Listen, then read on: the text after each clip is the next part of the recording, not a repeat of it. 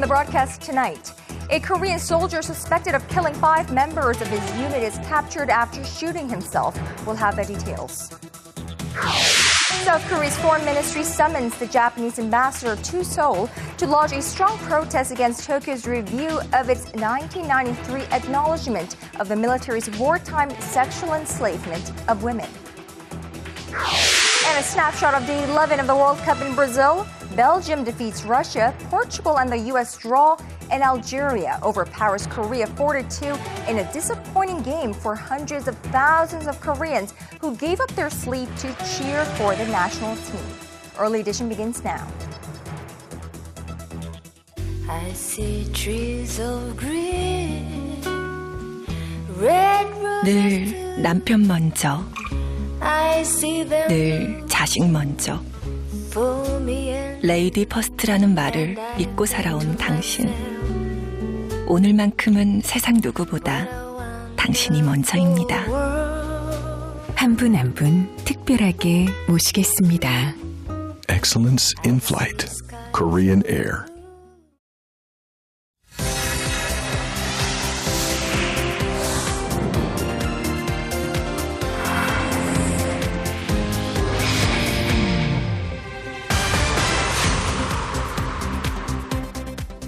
It is 5 a.m. in New York, 6 a.m. in Rio Grande do Sul, and 6 p.m. on Monday, the 23rd of June here in Seoul. Hello, this is Early Edition at 6, live from Seoul. I'm Moon Gon-young. And I'm Daniel Chen. Thank you for joining us. We begin with some disturbing developments that went on for more than 40 hours. I believe it started on Saturday night. A conscript soldier, he killed 5 of his comrades this past weekend. He has been apprehended after trying to commit suicide, and although that was not successful, the 22-year-old had been holed up and surrounded by thousands of troops on a hillside in Gosang, about 220 kilometers northeast of Seoul, for nearly 2 days. Right, that's at about the inter-Korean border. Let's go live to our Kim Ji-yeon. She has been following the story, and she's on the phone with us. Ji-yeon, the standoff between the fugitive soldier, known by his surname Lim, and the authorities came to an end after 42 hours with an attempted suicide. Yes, Kon-young, authorities say the 22-year-old shot himself in the side with a K2 rifle, that he is conscious and has been transported from a military hospital to a private hospital for treatment. It is too early to tell if his injuries is life-threatening, but authorities do say he lost a lot of blood from his self-inflicted wound. The military collected the K2 rifle and ammunition from the fugitive soldier, who is expected to be referred to the Military Investigative Authority so they can determine a motive and cause for the attack. Authorities had been in contact throughout Monday with the sergeant, who had earlier asked to speak with his father by phone. After the soldier spoke with his father, the father and his older brother arrived at the site to try to persuade him to surrender peacefully. But the fugitive pulled the trigger on himself after saying he was already facing capital punishment for his actions. The sergeant reportedly had written a letter to his family after asking for a pen and paper. And this is leading to speculation that the soldier had already determined to take his own life, but the motive for the initial shooting still remains unknown. Well, it does bring to question the Korean military, the mandatory military system, whether it is effective in screening out those who are unfit to serve. Of course, armed with live ammunition and risking other people's lives as well. But what do we know about Sergeant Lim so far, Ji-yeon?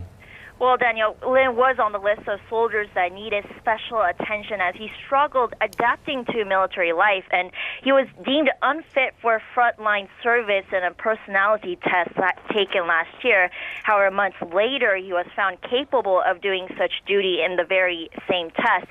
The series of events began Saturday night when Lim killed 5 of his comrades and injured at least 7 others in a grenade and gun attack. He later fled to an area some 10 kilometers from the military base, where he opened fire on troops before being cornered by the military. Well, Im had just 3 months left before he was scheduled to be discharged. The attack is the latest in a series of carried out by Korean soldiers. 8 were killed back in 2005 after a soldier went rogue at his military base, and a similar incident on Ganghwa Island in 2011 left 4 dead. All right, that was our Kim Ji-yeon reporting on the fugitive soldier that killed the 5 soldiers over the weekend. Now, the Korean government has summoned the Japanese ambassador to Seoul for a meeting earlier this afternoon to lodge a formal complaint over Tokyo's review of a landmark apology on wartime sexual enslavement. Our Hwang Ji tells us what the Korean side had to say. With the relationship between Korea and Japan growing increasingly frosty over historical issues, Seoul summoned the Japanese ambassador on Monday. It came in response to Tokyo's announcement last week of its re-examination into the Kono Statement. Cho Tae-yong, Korea's vice foreign minister, told the Japanese envoy Koro Pesho it's a historical fact that women were forced into sexual slavery by the Japanese military during World War II, and the whole world recognizes it. He added that the more the Abe administration attempts to dismiss the Kono Statement, the more its credibility and international reputation will suffer. The Abe government, while upholding the statement, claimed that Seoul was in close consultation with Japan when the statement was being drawn up. The Kono Statement was issued back in 1993 by then Chief Cabinet Secretary Yohei Kono. It acknowledged for the first time the forced sexual enslavement of some 200,000 women. In addition to calling in Japanese Ambassador Koro Pesho to complain about the move out of Tokyo, the Korean government plans to register historical records regarding the so-called comfort women with UNESCO and bring up the issue during United Nations meetings. Korea's foreign ministry is known to have tentatively concluded that the Japanese review was trying to diminish the testimonies of sexual slavery victims and the apologetic tone of the Kono Statement. Hwang Ji, Arirang News.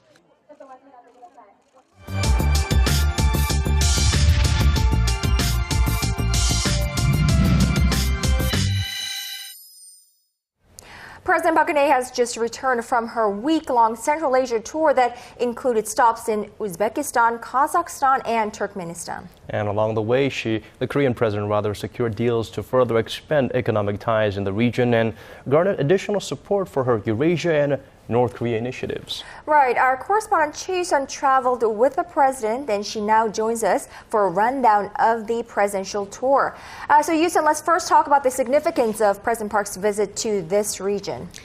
Well, Korea established diplomatic relations with the three countries back in 1992, and this latest trip was a chance for Korea to reaffirm its partnerships in the region and to take economic ties up a notch in line with President Park's Eurasia initiative. Last fall, the Korean leader proposed linking energy and logistics infrastructure across Eurasia to transform the global economic system and assure security on the Korean peninsula. Now, aside from the region's rich resources, a rapid annual growth in the region of between 7 and 13% and its geographical location make it attractive as a partner for Korea. During President Park's tour, Seoul first sought to speed up a list of previously agreed business projects with the region, which is abundant with natural gas and oil reserves. They include $8 billion worth of gas development and liquefaction projects with Tashkent, thermal plant and petrochemical complex construction with Astana worth $10 billion, and chemical processing and gas desulfurization projects with Ashgabat totaling $5 billion. Seoul and Astana finalized a deal for Korea to operate their joint coal thermal plant for 20 years and for Kazakhstan to purchase generated electricity worth $18 billion. In the first ever trip by a Korean president to Turkmenistan, President Park secured rights to sell nearly $8 billion worth of high-density polyethylene and polypropylene, as well as sulfur produced from the two countries' previously agreed projects.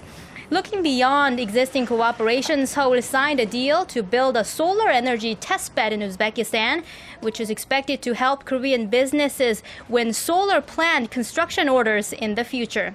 And in line with her Eurasia initiative, President Park sought highway and railway projects in the region and discussed expanding cooperation in areas of textiles, ICT, environment, and agriculture. Tashkent, Astana, and Ashgabat all endorse Seoul's Eurasia initiative, sharing the goals of diversifying their current resources-based economy, learning from Korea's IT and manufacturing experience, and increasing cooperation with Korean small and mid-sized businesses. And here's how the Presidential Economics Secretary summed up last week's presidential tour. Under the title Eurasia Diplomacy, we believe the latest presidential tour kick-started the President Eurasia Initiative based on a belief in cooperative economic cooperation. And Yusan, we understand that while President Park Geun-hye was there, she also managed to secure backing for her North Korea policies. Right. All three leaders expressed support for the South Korean president's trust-building efforts on the peninsula, which include an expansion of inter-Korean humanitarian and cultural exchanges, while at the same time keeping a firm stance against North Korean provocations. Astana, in particular, reiterated its position of not recognizing North Korea as a nuclear weapon state and pledged to remind Pyongyang about how much its own economy developed through foreign investments after giving up its nuclear arms. In the mid-1990s, Kazakhstan voluntarily handed over some 1,000 former Soviet nuclear warheads. And alongside neighboring Kyrgyzstan and Tajikistan, the 5 Central Asian countries signed a treaty back in 2006 declaring their region a nuclear weapons-free zone. In maintaining friendly relations with China and Russia, the 5 countries have attracted foreign capital and elevated their international status as peace-endorsing states. On the diplomatic front, Seoul and its 3 Central Asian partners saw the need to systemize their cooperation, throwing support for President Park's proposal to set up a 6-way secretariat. Korea is also seeking more cultural and people-to-people exchanges with the region, especially as there are nearly 300,000 ethnic Koreans residing in the 3 countries combined. Looking ahead, experts say an action plan or a roadmap would be essential for bilateral and multilateral step-by-step cooperation with the region. They add Korea should also focus on attracting investments from the region, especially with the Russia, Kazakhstan, and Belarus-led economic union that is set to launch next year. Guys? All right, thank you so much, Yusun, for that wrap-up. And we look forward to more reports out of the presidential office as the day progresses, as President Park Geun-hye surely has some domestic affairs to sort out. Thank you.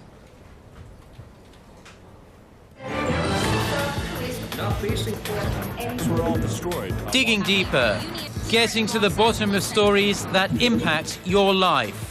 Talking with you on air and online. Connecting you with experts on the world's most pressing issues. News and current affairs at its best with Moon Gon-young and Daniel Che on Early Edition at 6.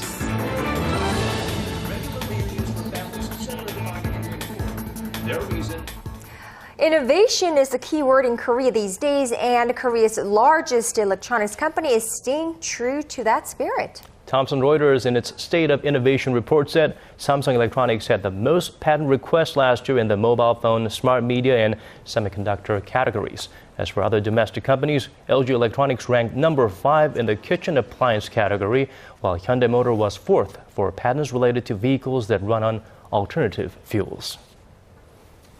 Now, Korea is often regarded as one of the world's leaders in public service, so it's fitting that the country is playing host to the UN's Public Service Award ceremony this week. Right, the event, which has drawn in thousands of participants from all over the world, offers everyone involved a chance to learn from one another, as our Kwon Soo-ah reports.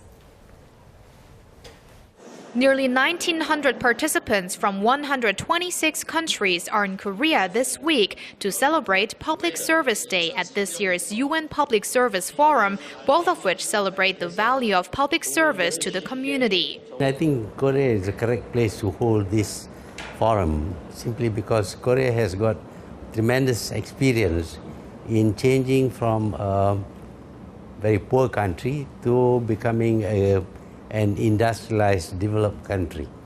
In his keynote speech, Dr. Mahathir praised Korea's public services, especially in the realm of electronic government, which refers to the digital interaction between a government and its citizens.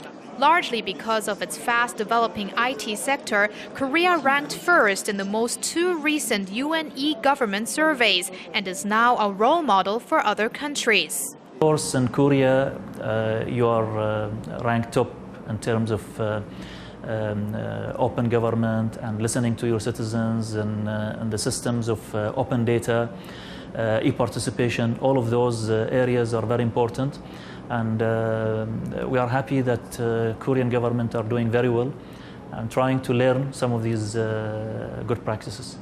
A workshop will be held on the second day of the event on Tuesday, one that focuses on innovation and e-governance for sustainable development. The United Nations Public Service Forum is often called the World Cup of public service gatherings, as it is the biggest of its kind. Korea hopes to draw international attention to its services through a successful hosting of the event and extend the so-called Korean wave into the field. Kwon So-ah, Arirang News.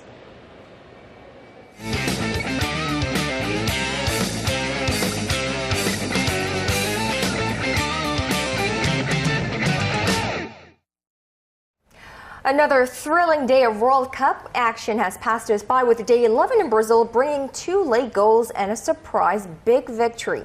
But it surely wasn't a hopeful day for Team Korea, as its chances of advancing to the next round, the round of 16, dimmed, with the Taeguk Warriors losing 4-2 to Algeria in their second tournament in Group H. Well, let's focus on the 2 goals. They were spectacular. Our Song Ji-sun do join us for her take on Korea's probability of advancing to the next round and the weaknesses the Korean squad revealed in this defeat. So Ji-sun, do tell us more about your take on what's going on. Is it because Korea was struggling, or was Algeria flying on a high note or something? First of all, Algeria was stronger than we expected, and I do agree with you that our 2 shots were remarkable, but that was too late when they scored. In fact, it was painful and regretful at times when we saw Korea losing goal after another, and Algeria had no trouble finding the back of the net to Korea's side for 4 times during the 90 minutes.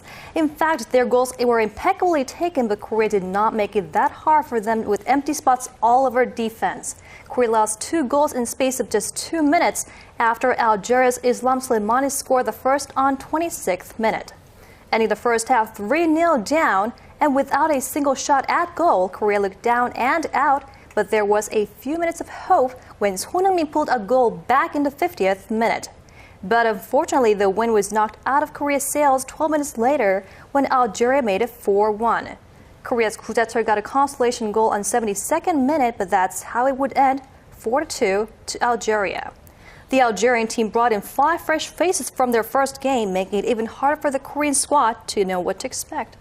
Well, I don't know, Ji-sun, but some commentators are saying maybe head coach Hong Myung-bo should have, come up with a different lineup, knowing that Algeria is a very different team in nature than the Russians, and also because, Algerians must have watched Korea's game against Russia, right? And so even fans are questioning whether Coach Hong's lineup, the best of 11, was fit for this game. Well, at the end of the day, it wasn't, and Coach Hong didn't really make any changes to his lineup.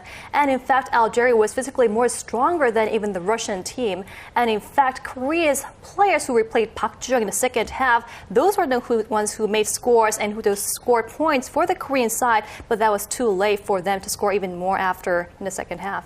Well, I guess you have to give it up to a player coach. He thinks a little bit differently from most of us or other traditional coaches. So he's a lot more emotionally engaged in what's going on in there. Well, the big question in the minds of many Koreans is, will we make it to that sweet 16, judging by the way things are right now? Well, we're ranked the lowest in Group H right now at 4th, and the chances are very, very slim for the Korean team right now. First, we have to beat Belgium in the 3rd match by a massive victory under the condition that Algeria fails to win Russia. In fact, even in that case, Korea needs a bucketful of goals, as we have lost the most goals in the Group H. Belgium is the top seed in Group H with the highest FIFA ranking of 11th, and they did have already qualified for the knockout stage. But one hopeful note is that Belgium's coach says he will not put his first 11 out against Korea, saying that he wants to give a chance to players who hasn't got a chance to play at the world's biggest sporting football event. Well, hopefully that they will do well this time because once again, tens of thousands of Koreans, they gave up their sleep to come out on the streets and cheer for Team Korea. Right. We actually saw tens of thousands of people gathering out on the streets to cheer for their team, but after the first half, we saw some fans leaving after losing like 3-1 in the first half too. Well, the biggest star has been Lee Gun-ho, who should get paid more than his usual Korean National Service sergeant salary of $100 per month. Maybe that will motivate him to perform better. Well, as for the fans, they still keep cheering, and our Connie Kim went out to the streets of Seoul to check the Red Devils in action. Disappointment was written across the faces of the tens of thousands of fans who braved the heavy rain to cheer on Korea in their second World Cup group game against Algeria. Nearly 40,000 people gathered in front of COEX Convention Center, one of the biggest cheering spots in downtown Seoul, to support the Red Devils. Live music performances meant the atmosphere was festive before the match. The happy mood and optimism soon turned to disappointment, however, as Algeria stuck 3 goals past Korea in the first half. Although Team Korea's first victory didn't come in the match against Algeria on this Monday morning, hopes are high that their win will come in their match against Belgium on Friday morning. Today's game was a turning point to make it further in the tournament. I thank Son Heung-min and Gu Ja-chul for scoring a goal each. Although we lost today, I support our team and believe we can do well in our next match. If we play like we did during the second half of this game, I think we have a good chance of beating Belgium on Friday. The fans said the team's poor defending in the first half cost them in the end. Our attacking play was pretty good, but we were vulnerable to counterattacks. You never know what can happen in football. I believe we can win against Belgium and qualify for the last 16. On the day of the big match against Belgium on Friday, the cheers will be heard all the way to Brazil. Fans across the country refuse to give up hope that Korea can go at least one stage further in the World Cup. Connie Kim, Arirang News. Well, I hate to rain on the parade. My heart says victory. Unfortunately, my mind suggests otherwise. It looks like Korea's match against Belgium later this week, barring a miracle, may be Korea's last in Brazil. Well, we surely hope not, and call me too optimistic or overly hopeful, but we have seen, in previous World Cups that miracles do happen and dreams come true. So, we don't want to give up just yet, right? Overly optimistic, that's how I call you. But okay. Anyway, I do hope for a miracle. Well, how is it looking for the other groups that are enjoying their time in the sun and spotlight in Brazil? Well, like I said last week, if you have 2 losses or 2 wins, it's more clear if you're going to make it the next round or not, but it's tricky when you're tied at like 4 or 5 game points. Taking a look at the group standings as of this Monday, with just 1 match remaining for all the teams. Brazil and Mexico are leading Group A, but any country has a shot at advancing to the next round, depending on their final match on this Monday. In Group B, Chile and the Netherlands have secured their spots for the round of 16, with their last match day only deciding who will finish top or second in the group. The window is open for countries in Group C, with just Colombia sure that they will advance to the knockout stage. In Group D, Italy and Uruguay must fight for the second spot after Costa Rica. Same story goes for Group E. France is leading the group with Honduras out of the game. Argentina has secured its spot for the round of 16, and Portugal has a shot if they win their final Group G game, and Germany and the U.S. do not play out a draw. In Korea's Group H, Belgium keeps its lead at 2 wins, beating Russia 1-0 earlier Sunday afternoon, with Korea in last place. All right, Ji-sun, what's the match schedule for Monday or early in the very early morning hours here in Korea, Tuesday? Well, starting this Monday afternoon local time, the last 2 matches of groups start at the same hour to give the teams a fair chance, not knowing the result. Now the top 2 and the bottom 2 of Group B's games are set for 1 p.m. local time. And we're definitely seeing the South American teams performing pretty well in Brazil. Now, will Mexico and Brazil be able to keep Cameroon and Croatia at bay? We'll know that result by tomorrow morning, Tuesday, Korea time. Well, thank you always for your very comprehensive report, Ji-sun. We look forward to some good news. Thank you.